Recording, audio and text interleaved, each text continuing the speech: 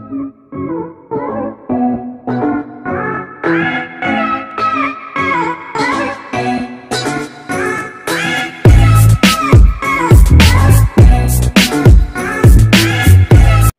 Students, आज આપણે વાત કરશું ધોરણ 12 ચેપ્ટર નંબર 6 વિદ્યુત ચુંબકીય પ્રેરણની અંદર આપણા લેક્ચર નંબર 2 ની બરાબર એટલે કે ફેરાડેના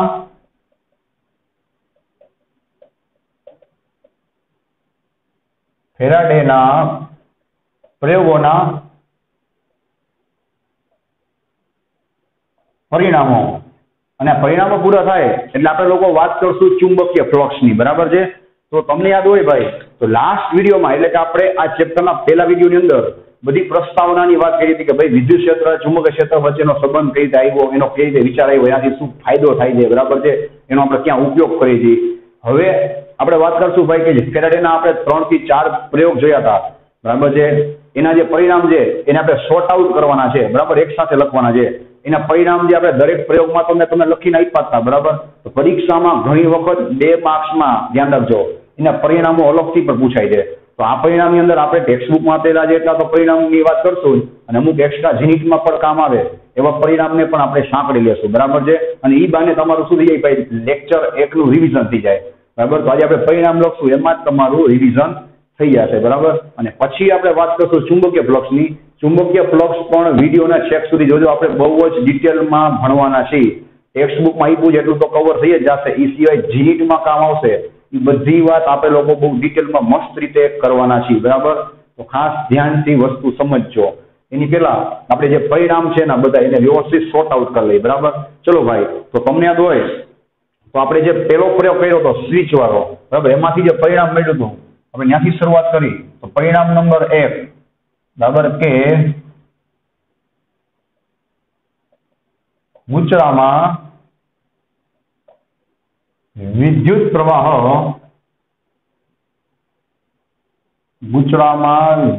પ્રવાહ પ્રેરિત કરવા માટે ગૂંચળામાં વિદ્યુત પ્રવાહ પ્રેરિત કરવા ભાઈ ધ્યાન આપજો। પ્રેરિત કરવું એટલે મેં કીધું હતું કે અહીંયા આપણે શું કરી છીએ, ચુંબકીય ક્ષેત્રમાં ફેરફાર કરી અને વિદ્યુત પ્રવાહ આપણે ઉત્પન્ન કરી છીએ એમાં બરાબર છે, પ્રેરિત કરી છે। એ પ્રેરિત કરવા માટે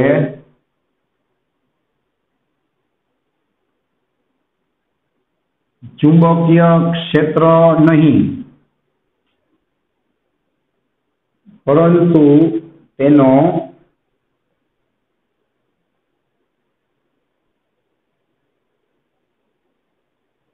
ફેરફાર જરૂરી છે બરાબર। તો એના માટે આપણે પ્રયોગ 1 ની વાત કરી હતી, યાદ કરતા જાજો બરાબર। આખી મેં તમને વાર્તા કીધી હતી કે ભાઈ નિરાશ થઈ ગયો પછી એને સ્વિચ ચાલુ બંધ કરી, સ્વિચ ચાલુ બંધ કરી તો એનું ધ્યાન ગયું કે ભાઈ સ્વિચ ચાલુ બંધ કરી હતી જ્યારે ચુંબકીય ક્ષેત્રમાં શું થાય છે ભાઈ ફેરફાર થાય છે। અને જ્યારે ચુંબકીય ક્ષેત્રમાં ફેરફાર થયો ત્યારે એને શું થયું ભાઈ ગેલ્વેનોમીટરની અંદર એને વિદ્યુત પ્રવાહ પ્રેરિત થયેલો જોવા મળ્યો બરાબર છે। તો આ એનું હતું પહેલું પરિણામ। પછી બીજા પ્રયોગની અંદરથી આપણે લોકોએ ઘણા બધા પરિણામ મેળવ્યા હતા, યાદ છે? એમાં આપણે પહેલું લખી બરાબર કે ભાઈ ચુંબક અને ગૂંચળાને, અથવા તો તમે લખી શકો છો ભાઈ 2 ગૂંચળાને।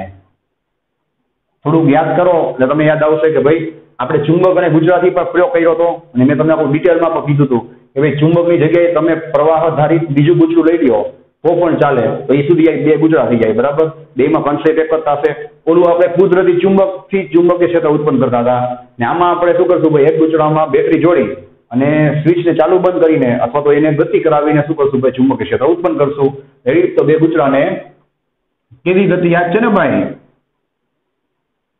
સાપેક્ષ ગતિ કરાવવામાં આવે બરાબર। સાપેક્ષ ગતિ કરાવવામાં આવે તો વિદ્યુત પ્રવાહ બરાબર ને પ્રેરિત થશે। તો જે મહત્વના પોઈન્ટ છે ને આપણે ટીક કરતા જાય, પછી તમારે વાંચવા વખતે આટલું ધ્યાનમાં રાખવાનું બરાબર કે ભાઈ સાપેક્ષ ગતિ જરૂરી છે, યાદ છે? ત્રીજો પોઈન્ટ આપણે વાત થઈ હતી કે ભાઈ સાપેક્ષ ગતિમાં વધારો કે ઘટાડો કરતા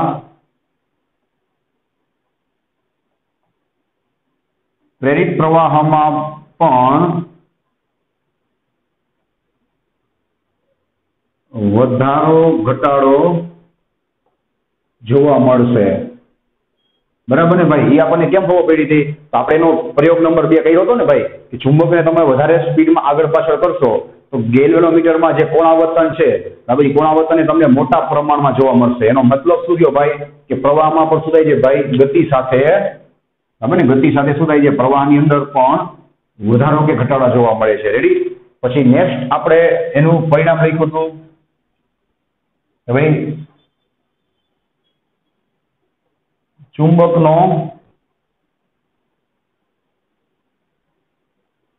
બરાબર, ધ્રુવ બદલવામાં આવે તો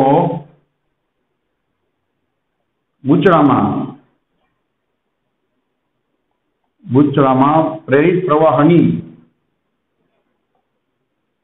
દિશા પણ બદલાઈ જશે। યાદ છે આપણે શું વાત થઈ હતી ભાઈ?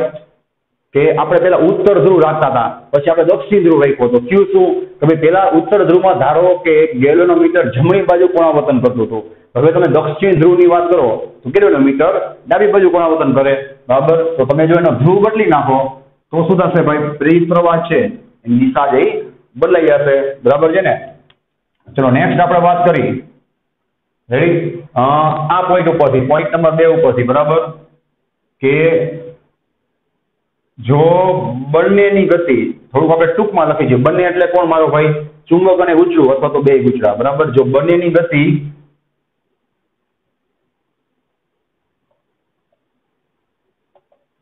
એક જ દિશામાં હશે, ને ગતિ કેવી? ધ્યાન આપજો ભાઈ, શરત લેવાની, આ પછી બધું બુકમાં આવી કોઈ સમાન ગતિ, બરાબર, એક જ દિશામાં હશે તો સાપેક્ષ ગતિ કેવી થાય ભાઈ? શૂન્ય થશે। સાપેક્ષ મતલબ કે એકબીજાની સાપેક્ષમાં બેયની ગતિનો બાદબાકી તમે કરો તો શું થાય? 0 થઈ જાય। બેયની ગતિ સમાન હોય તો સાપેક્ષ ગતિ શૂન્ય થશે, બરાબર ને? અને વિદ્યુત પ્રવાહ પ્રેરિત થશે નહીં। બરાબર છે? પછી છઠ્ઠું રિઝલ્ટ આપણે વાત થઈ હતી, બરાબર છે? યાદ છે છેલ્લા ચોથા પ્રયોગમાં કે ભાઈ ફરજિયાત નથી કે ભાઈ ગતિ કરાવો તો જ પ્રવાહ મળે, તમે બેયને સ્થિર રાખો તો તમારે શું કરવાનું ભાઈ? જે પેલું ગૂંચળું છે અથવા તો કોઈ પણ એક ગૂંચળું છે એના ચુંબકીય ક્ષેત્રમાં ફેરફાર કરવાનો। બરાબર? આપણો તો મતલબ શું છે? ચુંબકીય ક્ષેત્રમાં ફેરફાર થવો જોઈએ। એ તમે ગતિ કરાવીને કરો છો કે સ્વિચ ચાલુ બંધ કરીને? તો જ્યારે તમે બે ગૂંચળાને ગતિ ન કરાવો તો તમારે ચુંબક ક્ષેત્રમાં ફેરફાર કરવો હોય તો તમારી પાસે એક જ રસ્તો છે કે તમે એની સ્વિચ શું કરો ભાઈ? ચાલુ બંધ કરો। યાદ છે? તો પણ તમે શું કરી શકો છો ભાઈ? પ્રેરિત પ્રવાહ ઉત્પન્ન કરી શકો છો। બરાબર? તો નેક્સ્ટ પોઈન્ટ આપણે શું લખશું ભાઈ? જુઓ જોઈએ, દર વખતે ગૂંચળાની સાપેક્ષ ગતિ, બરાબર, ફરજિયાત નથી। ચલો આ પરિણામ શું બતાવે છે ખબર છે? જો આ પરિણામ ના લખો તો મોટા ભાગના સ્ટુડન્ટને એવો જ ભ્રમ થાય છે, યાદ રાખજો, દર વખતે કે ભાઈ ફરજિયાત ગતિ કરાવવી પડે તો આપણને પ્રેરિત પ્રવાહ મળે। તો આ તમારો ભ્રમ દૂર કરવા માટેનું આ પરિણામ છે કે ભાઈ દરેક વખતે ગૂંચળાની સાપેક્ષ ગતિ ફરજિયાત નથી। બરાબર છે? જો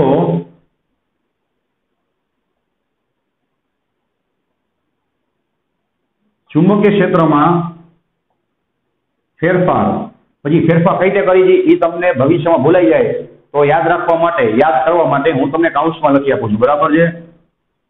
કઈ રીતે ભાઈ? તો કે સ્વિચને ઓન ઓફ કરી એટલે તમને તરત યાદ આવે, હા, પ્રયોગ નંબર 4, બરાબર, સાપેક્ષ ગતિ ફરજિયાત નથી। જો ચુંબક ક્ષેત્રમાં ફેરફાર કરવામાં આવે, રેડી, ફેરફાર કરવામાં આવે તો પણ પ્રેરિત પ્રવાહ, રેડી છે, પ્રેરિત પ્રવાહ ઉત્પન્ન કરી શકાય। બરાબર? ચલો ભાઈ નેક્સ્ટ પોઈન્ટ, હવે આપણે બધા એક્સ્ટ્રા પોઈન્ટની વાત કરી છે। બરાબર?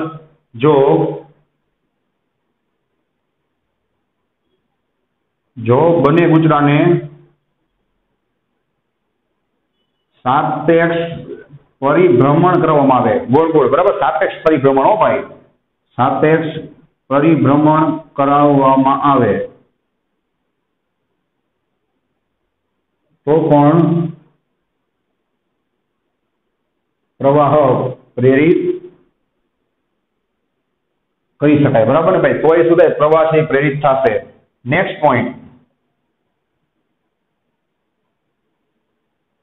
ગુચરાના ક્ષેત્રફળ એટલે કે પરિમાણમાં ફેરફાર કરીને પણ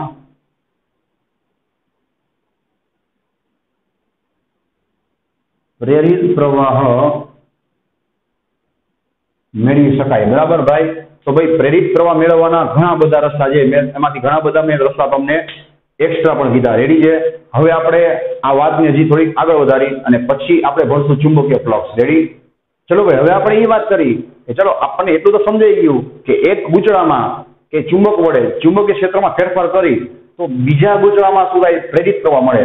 પણ હવે આપણને વિચાર તો આવો જોઈએ ને ભાઈ, એમાં પ્રવાહ પ્રેરિત કેમ થતો હોય છે, એમાં પ્રવાહ ઉત્પન્ન કેમ થતો હશે? તો એની આપણે એક બે પોઈન્ટની વાત કરી જે તમને એમસીક્યુમાં કામ આવશે, બરાબર છે? જોતા જાજો ભાઈ. તો સિમ્પલ વાત છે,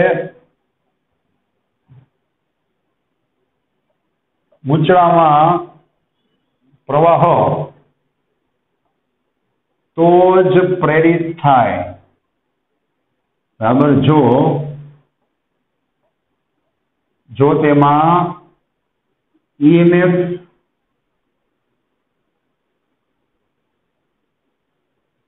ઉત્પન્ન થતું હોય. થોડુંક યાદ કરો ભાઈ, ચેપ્ટર નંબર 3 આપણે ભણી ગયા છીએ ભાઈ કે ઈએમએફ એટલે શું થાય? વિદ્યુત ચાલક બળ, ઇલેક્ટ્રોમોટિવ ફોર્સ, અને આપણે એને કહેતા એકમ વિદ્યુત બાર દીઠ જરૂરી ઉર્જા જ્યાંથી વિદ્યુત પ્રવાહ તારમાં ઉત્પન્ન થાય, બરાબર છે? તો આપણને ખબર છે ભાઈ કે કોઈ પણ તારમાં પ્રવાહ ઉત્પન્ન કરવા માટે જવાબદાર કોણ છે? બેટરીનું ઈએમએફ.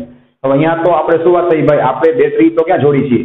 બેટરી જોડી મારો ભાઈ, અને જો તારમાંથી પ્રવાહ પસાર થાય તો એને કોઈ પ્રેરિત ન કહેવાય. પ્રેરિત એટલે આપણે એમાં ઉત્પન્ન કરી દઈએ ચુંબકીય ક્ષેત્રમાં ફેરફાર કરીને, બરાબર છે? હા, બેટરી આપણે જોડી તો એ પેલા ગુચડામાં જોડી છે ને ભાઈ.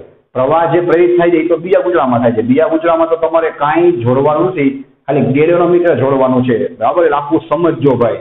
એની છે તો એમાં પ્રવાહ પ્રેરિત થયો, અને પ્રવાહ પ્રેરિત થયો એનો મતલબ શું થાય ભાઈ? કે એમાં 100% ઈએમએફ ઉત્પન્ન થયું હોય. તો કે ઈએમએફ જ જવાબદાર છે. ઈએમએફ એટલે ઇલેક્ટ્રોમોટિવ ફોર્સ, બે બિંદુઓ વચ્ચેનો વિદ્યુત સ્થિતિમાનનો તફાવત, જે શું કરી શકે ભાઈ? એમાં પ્રવાહ પ્રેરિત કરી શકે, બરાબર ને? તો આપણે એની વાત કરશું કે જેના વડે, બરાબર, ઈએમએફ ઉત્પન્ન થયું હોય કે જેના વડે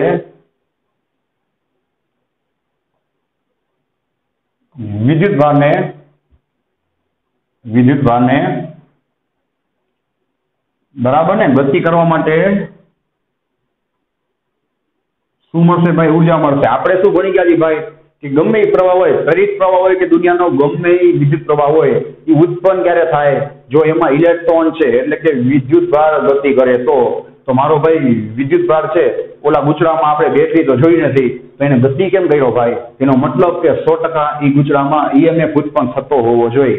અને એ ઈએમએફ શું કરશે ભાઈ?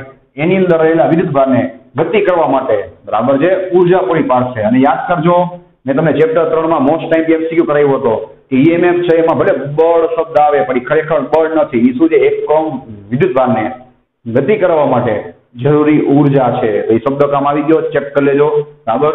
તો એ ગતિ કરવા માટે શું આપશે ભાઈ? જરૂરી ઉર્જા આપશે, બરાબર?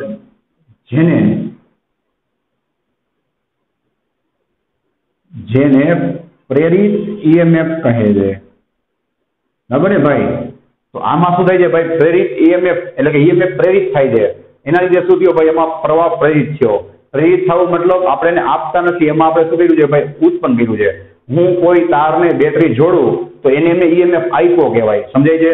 જ્યારે ચુંબકીય ક્ષેત્રમાં ફેરફાર કરી અને હું બીજા ગુચડામાં ઈએમએફ પેદા કરું તો એને શું કહેવાય? ઈએમએફ પ્રેરિત કર્યો કહેવાય, બરાબર? એક વસ્તુ સમજજો, પછી તમને ક્યાંય વાંધો નહીં આવે, ને આગળ જતા તકલીફ પડશે. રેડી? અને છેલ્લી આપણે વાત કરી ભાઈ કે આ ઈએમએફ પ્રેરિત થવાથી, બરાબર ને, આ ઈએમએફ પ્રેરિત થવાથી ગુચડામાં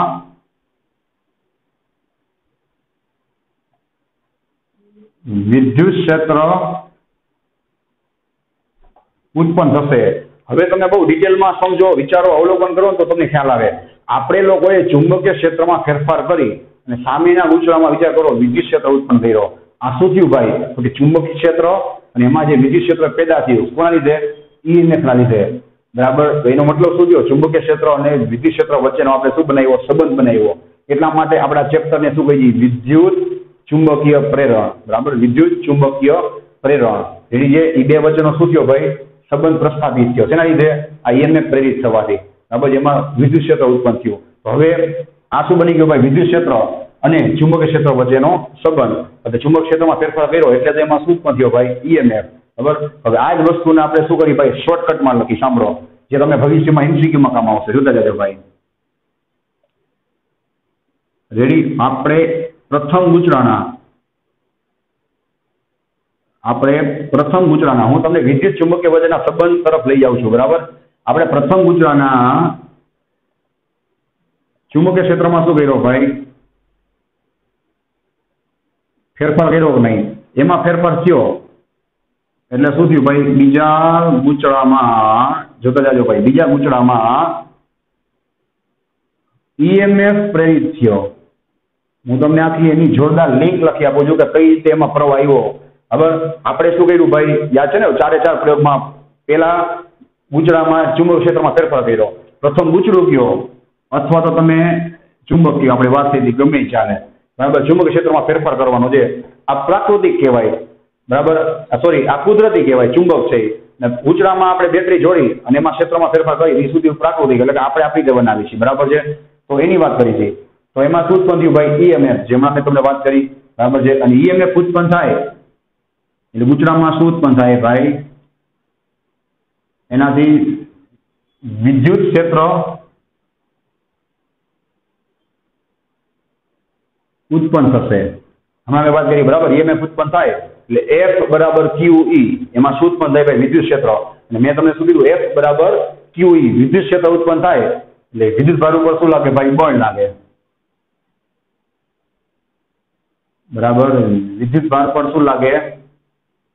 બળ લાગે. મેં તમને પ્રૂફ આપ્યું, એફ બરાબર QE, વિદ્યુત ક્ષેત્રની લીધે વિદ્યુત ભાર ઉપર બળ લાગે. વિદ્યુત ભાર ઉપર બળ લાગે એટલા માટે વિદ્યુત ભાર શું કરે ભાઈ? ગતિ કરે. અને વિદ્યુત ભાર ગતિ કરે તો ચેપ્ટર નંબર 3, બરાબર, એમાં શું થાય ભાઈ?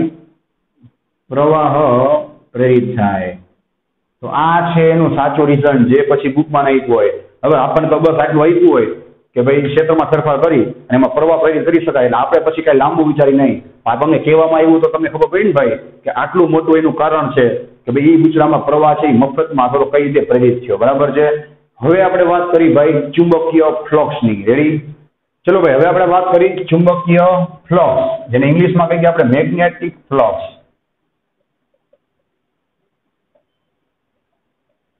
ચુંબકીય ફ્લક્સ જેનો સિમ્બોલ છે φ(b) અથવા ખાલી φ. અહીંયા ભાઈ આપણે લોકો ચુંબકીય ફ્લક્સ બહુ જ ડિટેલમાં ભણવાના છીએ જીની સાથે. અને બીજું કે તમને ચુંબકીય ફ્લક્સ આવડી જશે એટલે ચેપ્ટર 1 ની અંદર તમે વિદ્યુત ફ્લક્સ ભણ્યા હતા એનું પાછું વર્ડ ટુ વર્ડ રિવિઝન થઈ જશે. અને નિયામક વસ્તુ ના સમજાણી હોય અથવા તો નિયામક વસ્તુ અધૂરી રહી ગઈ હોય એ બધા કન્સેપ્ટ તમારા અહીંયા ક્લિયર થઈ જશે. કારણ કે આ ચુંબકીય ફ્લક્સ છે, એવી રીતના જ ઓલો વિદ્યુત ફ્લક્સ છે. ત્યાં આપણે ફ્લક્સને શું કહેતા યાદ છે? વિદ્યુત ક્ષેત્ર રેખાઓનો જથ્થો. તો અહીંયા આપણે એને શું કહેશું ભાઈ? ચુંબકીય ક્ષેત્ર રેખાઓનો જથ્થો. બાકી બેનો કન્સેપ્ટ છે સેમ જ ચાલશે, બેનો સિમ્બોલ પણ સેમ છે. અહીંયા બી આવે, બી મતલબ ચુંબકીય ક્ષેત્ર, અને વિદ્યુત ફ્લક્સમાં શું આવે? ત્યાં ઈ આવે, ઈ મતલબ વિદ્યુત ક્ષેત્ર એટલે કે ઇલેક્ટ્રિક ફિલ્ડ અથવા ઇલેક્ટ્રિક ફ્લક્સ, સમજાય? તો ત્યાં φ(e) આવે, φ(b) આવે. આની ખબર પડી ગઈ? હવે તમને પ્રશ્ન થશે કે ભાઈ આપણે ચુંબકીય ફ્લક્સ શું કામ ભણી જઈએ? તો આવી જ વસ્તુ વિદ્યુત ફ્લક્સમાં પણ તમે બોલી શકો છો અથવા એનો જવાબ આપી શકો છો કે ભાઈ અહીંયા જે ચુંબકીય ક્ષેત્ર રેખા ઉત્પન્ન થાય છે, હવે એ ક્ષેત્ર રેખાઓની સંખ્યા તો કેવી હોય? અનંત હોય, અનંત, બરાબર છે.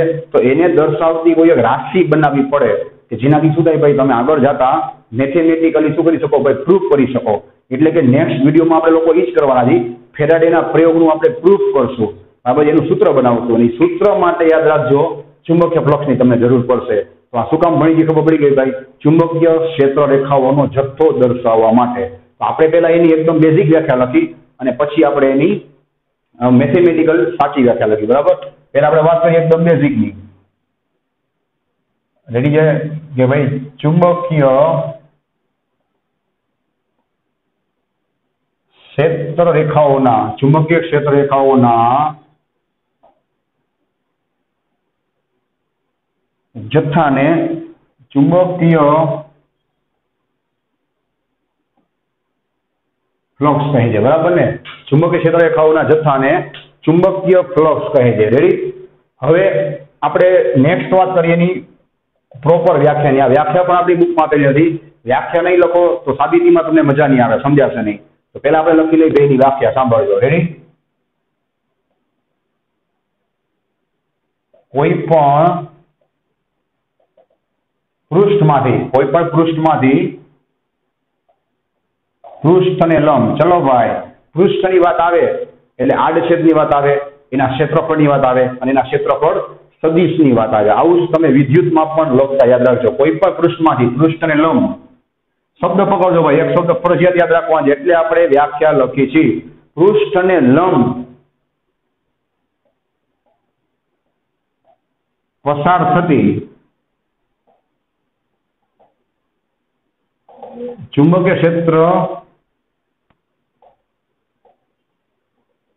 રેખાઓની સંખ્યાને અથવા તો એના જથ્થાને, બરાબર, સંખ્યાને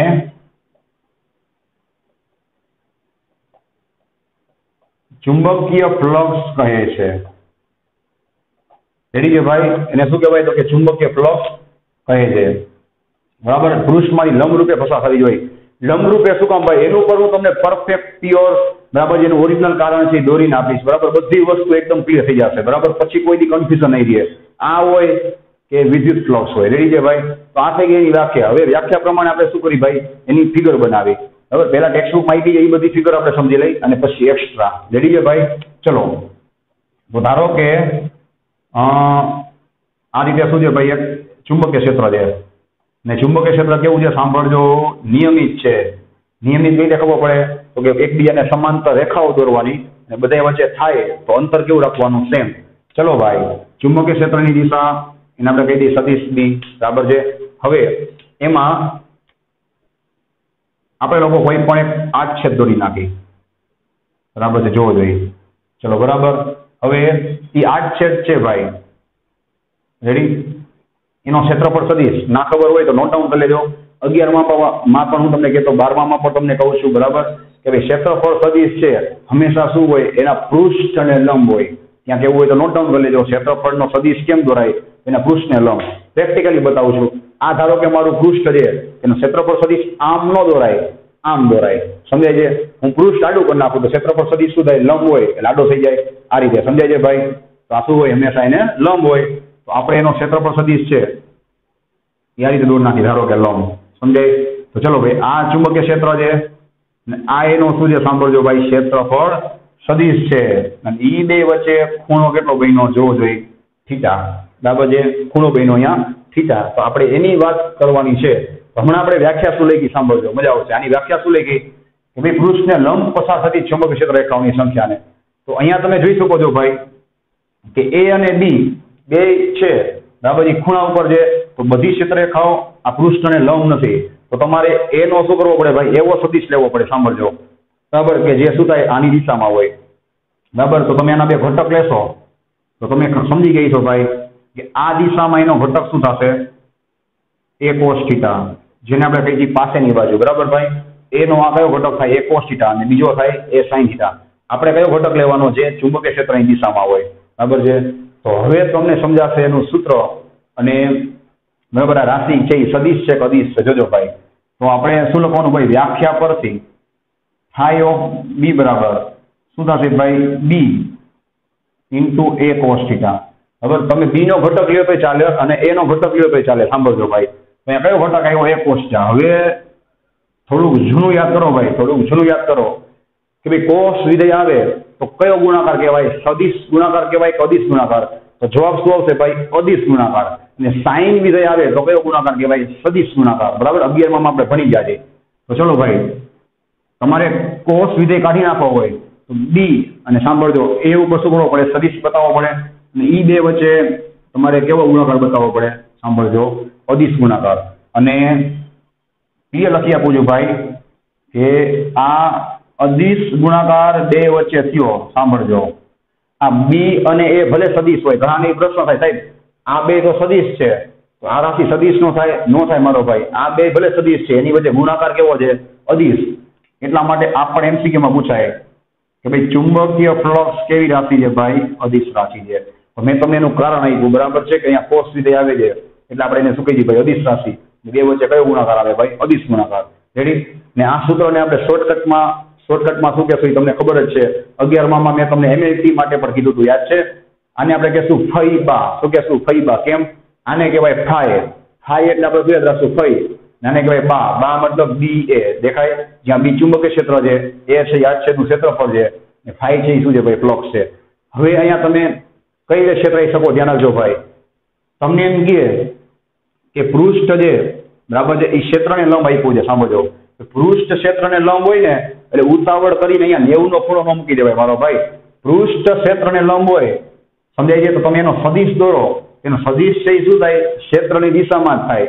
આમ બે એક દિશામાં થાય, સમજાય? તો અહીંયા ખૂણો કેટલો આવે? 0 આવે. તો આપણે એની પણ વાત કરશું ડિટેલમાં, બરાબર છે? ચલો ભાઈ, હવે આપણે વાત કરી, સાંભળજો, અનિયમિત ક્ષેત્ર માટે. આ તો કેવું ક્ષેત્ર હતું ભાઈ? નિયમિત હતું. હવે ધારો કે ક્ષેત્ર અનિયમિત હોય તો આ રીતે, બરાબર? અનિયમિત કેમ દોરાય એ તમને ખબર જ છે ભાઈ. જો આ થઈ ગયું અનિયમિત ક્ષેત્ર, બરાબર છે? એમાં ધારો કે આપણે કોઈ પણ એક અનિયમિત, સાંભળજો, બરાબર છે, આપણે ધારો કે કોઈ પણ એક અનિયમિત આ રીતે પૃષ્ઠ વિચાર લઈ, બરાબર છે? હવે અનિયમિત પૃષ્ઠ હોય અને અનિયમિત ચુંબકીય ક્ષેત્ર હોય તો શું કરવું? આપણે એની વાત કરી. ચાલો, તો આપણે એક જ રસ્તો છે, દર વખતની જેમ જ આપણે એના ઉપર શું કરવું પડે ભાઈ? એક નાનકડો પૃષ્ઠ સદિશ અથવા પૃષ્ઠનો નાનો એક કટકો વિચારવો પડે. યાદ છે? જેને આપણે કહી દઈએ ક્ષેત્રફળ ખંડ એક વિચારવો પડે. અને એનો આપણે સદિશ છે એને આપણે કહી દઈએ ધારો કે DA1 અથવા કેપિટલ લખો તો વાંધો નહીં, બરાબર? શું કહેશું એને? DA1. સમજાય ભાઈ? મેં DA1 શું કામ કીધું? હવે અહીંયા અનિયમિત ક્ષેત્રફળ છે એટલે નાના આપણે પૃષ્ઠ વિચારીએ, સાંભળો, અને એમાંથી પસાર થતું આપણે ફ્લક્સ વિચારવું પડે.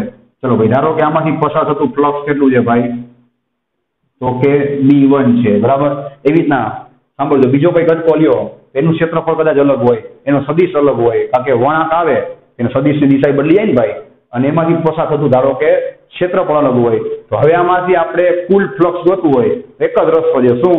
તો કે નાના બધાય કટકાનું ટોટલ શું કરવાનું ભાઈ? ફ્લક્સ ગોતી નાનું અને બધાયનો શું કરી નાખવાનો?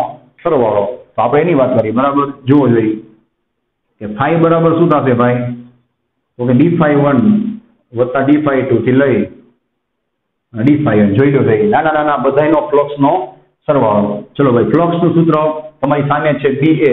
આપણે સદિશ સ્વરૂપની વાત કરી જો ભાઈ, કોસ થીટા વાળું લખો તો ચાલે, બરાબર? થીટા કોને કહેવાય? ક્ષેત્ર પર સદિશ અને ક્ષેત્ર વચ્ચેનો ખૂણો. આપણે શું કરશું? આ સદિશ સ્વરૂપ બતાવશું, સાંભળજો. તો અહીંયા શું થશે ભાઈ? D1 ઇન્ટુ DA1 થાય. આમાં જોઈએ લખવાનું છે DA શું કામ ભાઈ? તો કે ભાઈ મેં નાનકડો કટકો થયો છે, બરાબર? વત્તા શું થશે બોલો? D2 ઇન્ટુ DA2, બરાબર ને? થી લઈ ને DN ઇન્ટુ DAN, બરાબર? આ શું કર્યું આપણે? જોવા આ ફ્લક્સ થયું, નાનું ફ્લક્સ, આ બીજું, ત્રીજું, બધા ફ્લક્સનો શું કર્યો? ટોટલ સરવાળો. ચલો ભાઈ, આનું તમારે સામાન્ય સૂત્ર બનાવવું હોય, સામાન્ય સૂત્ર, તો શું બનશે? તો તમને આવડે જ છે, I બરાબર 1 થી લઈ અને N, બરાબર ને? અહીંયા શું લખી નાખવાનું? સદિશ DI into D of AI, બરાબર? આ એક જ થયું નહીં. કેમ? તો એકવાર તમે I ની જગ્યાએ 1 મૂકી દો તો પેલા પૃષ્ઠ જે ધારેલું છે નાનું, એનું તમને ફ્લક્સ મળે.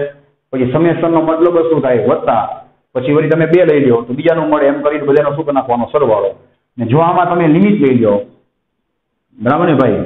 જે આમાં તમે લિમિટ લઈ લો ડેલ્ટા S ટેન્ડ્સ ટુ 0, મતલબ કે આ જે આપણે ક્ષેત્રફળ સુધી ધર્યા છે એના કરતાં પણ આપણે સૂક્ષ્મ ધારી, તો શું થાય? હવે તો બધાને આવડી જ ગયું હોય ભાઈ, ઘણા બધા ચેપ્ટરમાં ભણી ગયા છો તમે. DI into D of AI. ચલો ભાઈ, જ્યારે લિમિટ લેવામાં આવે અને સમેશન હોય તો આ સમેશન છે, બરાબર, એ શેમાં ફેરવાઈ જશે ભાઈ? સંકલનમાં, બરાબર છે? હવે આપણે અહીંયા શું લખશું ભાઈ? તો કે B ઇન્ટુ DA. સમજાઈ ગયું? તો આ મળી ગયું ફ્લક્સનું સંકલન વાળું સ્વરૂપ, બરાબર?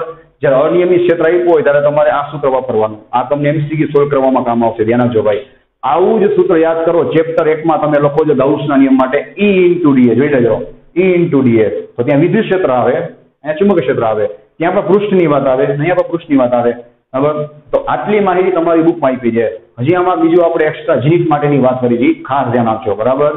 ચલો ભાઈ, તો હવે આપણે લોકો હમણાં જે સૂત્ર ભણ્યા યાદ છે, ફાઈ બરાબર બી એ કોસ થીટા. આ સૂત્ર માટે આપણે લોકો અલગ અલગ કિસ્સાઓ લઈ, એ પણ ફિગર દોરીને, એટલે તમારે ક્યાંય પણ ગોખવું ના પડે. બરાબર. જે દેખાતું હોય એ જ એપ્લાય કરવાનું. ને આમાં જે સલાહ આપવામાં આવે બરાબર, એ બરાબર સાંભળવી. ચલો તો આપણે સ્ટાર્ટ કરી. બરાબર છે. અહીંયા આપણે દોરશું નિયમિત ચુંબકીય ક્ષેત્ર. જોતા જાજો ભાઈ. એટલે અહીંયા આપણે 4 કિસ્સાઓ લેવાના છીએ. બરાબર. અને એમાં કાંઈ મૂંઝાવો નથી, એકદમ ઈઝી જ છે ભાઈ. આ શું છે ભાઈ? તો કે આપણું નિયમિત ચુંબકીય ક્ષેત્ર. રેડી છે? ચલો એમાં આપણે ફિગર દોરવાની છે. પહેલા આપણે પૃષ્ઠ જે કઈ રીતે બતાવશું સાંભળજો. ધારો કે પૃષ્ઠ જે બરાબર, જોતા જાજો ભાઈ. ધારો કે ક્ષેત્રને લંબ છે, દેખાય, ચોખ્ખું દેખાય છે, ક્ષેત્રને લંબ છે. હવે પૃષ્ઠ ક્ષેત્રને લંબ છે. બરાબર. એનો સદિશ નહીં. સૂત્રમાં પૃષ્ઠ નથી આવતો, પૃષ્ઠનો સદિશ આવે છે, ક્ષેત્રતા નહીં. પરીક્ષામાં ક્ષેત્ર અને પૃષ્ઠ લંબ જોઈને ક્યાંક 90 ડિગ્રી નો મૂકતા ભાઈ. હંમેશા એનો સદિશ દોરી લેવાનો પેલા વ્યવહારે. આનો સદિશ આમ થાય કે ન થાય? એકદમ બરાબર નિરાતે વિચાર્યો. કેમ? તો કે ભાઈ પૃષ્ઠને કેવો હોય? લંબ હોય. પૃષ્ઠ જે દેખાય આમ, એને શું હોય? આ લંબ હોય. બરાબર. ખરેખર આમ નથી હો ભાઈ. આ તો દોરવામાં તમને 2D માં એવું લાગે. ખરેખર આ રીતે પૃષ્ઠ છે, એ પૃષ્ઠને કેવો હોય? લંબ હોય. બરાબર. અને તમને ખબર જ છે ભાઈ કે ચુંબકીય ક્ષેત્ર છે એ તો સીધું જ છે. તો જોવો જોઈએ આ બે વચ્ચે ખૂણો કેવો મળશે? હું ચોખ્ખું લખી આપું છું એટલે ભૂલ ન થાય. બરાબર. પેલો કિસ્સો, પૃષ્ઠ એ ચુંબકીય ક્ષેત્રને લંબ. ભાઈ ઉતાવળ ના કરતા, પૃષ્ઠ ચુંબકીય ક્ષેત્રને લંબ છે. આથી બી અને એ વચ્ચે ખૂણો કેટલો મળશે? 0. ઉતાવળ ના કરતા, કારણ કે આ બે એક દિશામાં થાય. પૃષ્ઠ ક્ષેત્રને લંબ છે, ક્ષેત્રફળ સદિશ આની દિશામાં જ થશે. બરાબર છે. હવે ચલો ભાઈ, અહીંયા આપણે ખૂણો 0 મૂકી દઈએ. શું થાય છે આપણે ચેક કરી. ચલો, ફાઈ બરાબર બી એ કોસ 0. ચલો કોસ 0 કેટલા મળે? 1 મળે. તમને શું મળ્યું? બી એ. એટલે કે મારો ભાઈ આ કિસ્સામાં તમને ફ્લક્સ કેવું મળ્યું? સૌથી મહત્તમ. હવે આ જ વસ્તુ હું તમને પ્રેક્ટિકલી સમજાવું કે મહત્તમ જ મળે. અગર આ રીતે પૃષ્ઠ હોય અને એમાંથી ફ્લક્સ જતું હોય, તો પૃષ્ઠ લંબ હોય અને ક્ષેત્ર જતું હોય, તો મારો ભાઈ પૂરેપૂરું ક્ષેત્ર છે એ આમાંથી પસાર થવાનું જ છે. જોવો જોઈએ. રેડી છે? અને આ રીતે પૃષ્ઠ હોય, જોવો જોઈએ. અને પછી આમ ક્ષેત્ર જતું હોય. બરાબર છે? આમ જતું હોય તો બધું ક્ષેત્ર એમાંથી પસાર ના થાય. આપણે ચેક કરી જોજો ભાઈ. કિસ્સા નંબર 2. ચલો ભાઈ, હવે આ ધારો કે પૃષ્ઠ છે ભાઈ એ આ રીતે ક્ષેત્રની દિશામાં જ છે. તો કોમન સેન્સ છે ભાઈ, આમાંથી બધું ક્ષેત્ર પસાર ના થાય. એક જ દિશામાં હોય બરાબર છે, આ રીતે તો પસાર ના થાય. પસાર થયું આને કહેવાય. હો ભાઈ, આમાંથી તમે વિચારો પસાર થાય ધીનો કહેવાય. લંબ કોને કહેવાય? આ રીતે હોય તેમાંથી બધું ક્ષેત્ર શું થાય? આરપાર નીકળી જાય. બરાબર છે? બે એક જ દિશામાં હોય તો આરપાર નીકળશે નહીં. એટલે જે અહીંયા આપણે શું લખશું ભાઈ? જો પૃષ્ઠ એ ચુંબકીય ક્ષેત્રને કેવું છે? સાંભળજો, સમાંતર. પૃષ્ઠ ચુંબકીય ક્ષેત્રને સમાંતર છે. તો એનો સદિશ કેવો હોય? ક્ષેત્ર આપણા પૃષ્ઠને લંબ હોય. જોવો જોઈએ. અને ક્ષેત્ર ક્યાં છે ભાઈ? સીધું છે. આ બે વચ્ચે ખૂણો કેટલો બન્યો? 90. તો હંમેશા ક્ષેત્રતાની ભાઈ એમસીક્યુમાં આવું પૂછાયેલું છે. બરાબર કે પૃષ્ઠ ચુંબકીય ક્ષેત્રને સમાંતર છે. એટલે ઉતાવળમાં ઘણા છોકરા અહીંયા 0 લઈને આવે ભાઈ. પૃષ્ઠ સમાંતર હોય તો આપણે એવું હોય તો દોડ લેવાનું અથવા મનમાં વિચારવાનું કે પૃષ્ઠ સમાંતર હોય આ રીતે, તેનો ક્ષેત્રફળ સદિશ કેવો થાય? લંબ થાય. તો ક્ષેત્રફળ સદિશ અને બી વચ્ચે કેટલો ખૂણો બન્યો મારો ભાઈ? થીટા બરાબર 90 ડિગ્રી. રેડી છે? થીટા બરાબર 90 ડિગ્રી હોય તો ઉપરનું સૂત્ર જોવો જોઈએ શું થાય? ફાઈ બરાબર બી એ કોસ 90. ચલો ભાઈ, ફ્લક્સ કેટલું મળ્યું? જોયું? 0 મળશે. અને ત્રીજો કિસ્સો જે હમણાં આપણે થોડીક વાર પહેલા શીખાતા, બરાબર, એની વાત કરી કે પૃષ્ઠ આ રીતે થોડું આડું હોય. સમજો ભાઈ, તો એનો ક્ષેત્રફળ સદિશ આ રીતે હશે. બરાબર છે? અને ક્ષેત્ર ક્યાં છે ભાઈ? તમને ચોખ્ખું દેખાય છે, આ રીતે સીધું છે. બરાબર. તો ચલો આ બે વચ્ચે ખૂણો કેટલો? કંઈક ખૂણો બનશે ને ભાઈ? રેડી? આ બે વચ્ચે ખૂણો બનશે.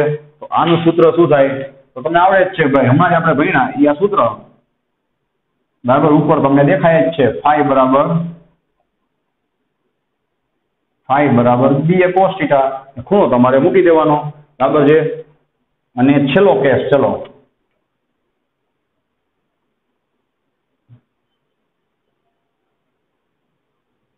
કેસ કે ભાઈ પૃષ્ઠનો સદિશ બરાબર છે, પૃષ્ઠનો સદિશ અને ક્ષેત્ર બે વિરુદ્ધ દિશામાં હોય તો ચલો આ તમને એમસીક્યુમાં કામ આવશે આ રીતે। હવે ધ્યાન આપજો ભાઈ, આનો ક્ષેત્રફળ સદિશ ધારો કે પાછળની બાજુ હોય અને તમને ચોખ્ખું દેખાય છે ભાઈ કે ક્ષેત્ર તો ક્યાં છે, જો આગળની બાજુ છે તો આ બે વચ્ચે ખૂણો કેટલાનો થાય ભાઈ 180 થાય, જોઈ લેજો 180 થાય। શું લખશું આપણે આવા કિસ્સામાં, શું હોય તો કે બી અને એ બરાબર ને બંને વિરુદ્ધ દિશામાં હોય તો બરાબર, તો ફ્લક્સ નું સૂત્ર શું આવશે, બી એ કોસ 180, કોસ 180 કેટલા થાય ભાઈ માઇનસ થાય, તો તમને ફ્લક્સ કેવું મળશે, ઋણ મળશે, માઇનસ બી ઇન્ટુ એ। આ થઈ ગયા એના 4 કિસ્સા। આમાં પણ તમે પ્રેક્ટિકલી જોઈ શકો છો ભાઈ કે આમાંથી ફ્લક્સ પસાર જ નથી થતું, તો વ્યાખ્યા પ્રમાણે પણ તમે કહી શકો, સૂત્ર ઉભરે વ્યાખ્યા પ્રમાણે પણ કહી શકો ભાઈ કે આ પૃષ્ઠમાંથી એક ક્ષેત્ર પસાર થતું નથી, બાકી ક્ષેત્રને સમાંતર હોય બરાબર, ક્ષેત્ર જે પૃષ્ઠમાંથી પસાર ન થાય તો ચુંબકીય ફ્લક્સની વ્યાખ્યા મુજબ ચુંબકીય ફ્લક્સ કેટલું હોય, 0 હોય। આ જ વસ્તુ આપણે સૂત્રથી સાબિત કરી બરાબર છે। હવે આપણે વાત કરી એના બધા એકમોની બરાબર છે, ચલો ભાઈ હવે આપણે વાત કરી એના એકમોની, એના એમએલટીની બરાબર, બહુ ડિટેલમાં આપણે વાત કરવાના છીએ, એના સીજીએસ એકમ, એના એમકેએસ એકમ બરાબર, જે બધું તમને ગુજકેટથી લઈ અને જીઈટમાં કામ આવશે, તો ખાસ ધ્યાન આપજો ભાઈ બરાબર। આનું સૂત્ર પેલા આપણે લખી નાખી, સાંભળો, ફાઈ બરાબર શું થાય બી ઇન્ટુ એ બરાબર। ચલો ભાઈ ફ્લક્સનો એકમ કેટલો થશે,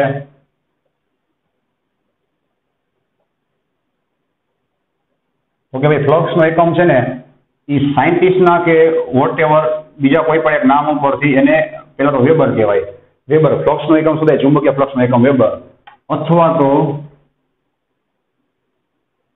તો થાય ટેસ્લા મીટર સ્ક્વેર। ક્યાંથી એવું ભાઈ તો જોઈ લખવાનું છે, ચુંબકીય ક્ષેત્રનો એકમ શું થાય ટેસ્લા થાય, અને એરિયા એટલે ક્ષેત્રફળનો એકમ કેટલો થાય મીટર સ્ક્વેર। આના ઉપરથી આપણે બીજા એકમો બનાવી છીએ, ધ્યાન રાખજો।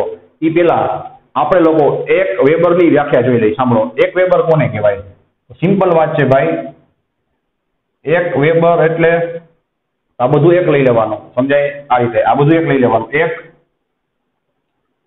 ટેસ્લા ઇન્ટુ મીટર સ્ક્વેર, જોવો જોઈએ આ બધું શું કરી નાખે આપણે એક લઈ લઈ, આમાં જોઈને વ્યાખ્યા લખવાની છે, જોવો જોઈએ, ને ઓલી વ્યાખ્યા મેં લખાવી હતી એને અને આને આપણે મિક્સ કરી નાખશું કે ભાઈ જો 1 મીટર સ્ક્વેર દેખાય, 1 મીટર સ્ક્વેર એટલે કેટલું થાય, આશરે આટલું થાય, જો 1 metre by 1 metre, 1 metre by 1 metre, જો 1 મીટર સ્ક્વેર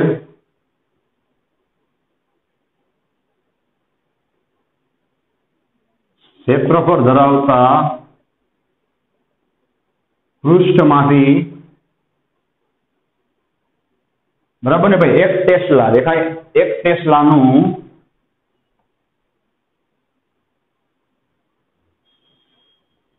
ચુંબકીય ક્ષેત્ર શરત મૂકવાની નહીં બરાબર, પૃષ્ઠને કેવું લંબ પસાર થાય તો જ આ સૂત્ર લાગુ પડે ને ભાઈ, લંબ પસાર થાય એટલે બે વચ્ચે ખૂણો 90 નહીં હોય, યાદ છે ને, ક્ષેત્રફળ લંબ હોય તેનો સદિશ કેવો હોય ભાઈ, એને સમાંતર, એટલે 0 થઈ જાય, cos 0 કેટલા થઈ જાય 1, એટલે ખાલી સૂત્ર શું મળે b ઇન્ટુ a, એટલે કે ચુંબકીય ક્ષેત્ર પૃષ્ઠને લંબ પસાર થાય તો ચુંબકીય ફ્લક્સ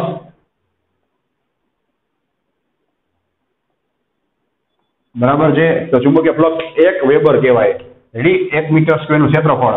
આ તમે વ્યાખ્યા વાંચો તો તમને પ્રેક્ટિકલી સમજાય કે 1 મીટર બાય 1 મીટરમાંથી 1 ટેસ્લાનું ક્ષેત્ર પસાર થાય બરાબર, તો એને 1 વેબર કહેવાય। તો તમને આઈડિયા આવે કે ભાઈ વેબર કોને કહેવાય, ને વેબર છે એ પણ બહુ જ મોટો એકમ છે બરાબર છે, કારણ કે એ શું બતાવે છે, ચુંબકીય ક્ષેત્ર રેખાઓનો જથ્થો, ચુંબકીય ક્ષેત્ર રેખાઓ 1 મીટર સ્ક્વેરમાંથી તો અનંત કરોડો બરાબર છે, કરોડો અથવા એના કરતાં વધારે અનંત ક્ષેત્ર રેખાઓ એમાંથી પસાર થઈ જશે, એટલા માટે આપણે એનો જથ્થો છે એ મોટા એકમ વડે બતાવી છીએ બરાબર। ચલો હવે જ્યાં હતા ત્યાં પાછા આવી જાય, એ જોતા જાજો ભાઈ. આના આપણે બીજા એકમ બનાવીશું બરાબર. ચલો 1 વેબર બરાબર અહીંયા આપણે લખી નાખીએ. વેબર બરાબર શું લખશું ભાઈ? Tesla metre square. હવે બીજા એકમ ડાયરેક્ટ નહીં બનાવું ભાઈ, તમને હિન્ટ આપો દઈશ, બાજુમાં લખું છું ભાઈ, તમને ક્યાંય વાંધો નહીં આવે બરાબર. ચલો આવું સૂત્ર મેં તમને શોર્ટકટ તરીકે 11માં MLT બનાવવા આપ્યું યાદ છે? પાછું આપું છું, આવડે કે ના આવડે શોર્ટકટ તમને આવડી જશે. બળ બરાબર બી લો, F બરાબર ડીલ.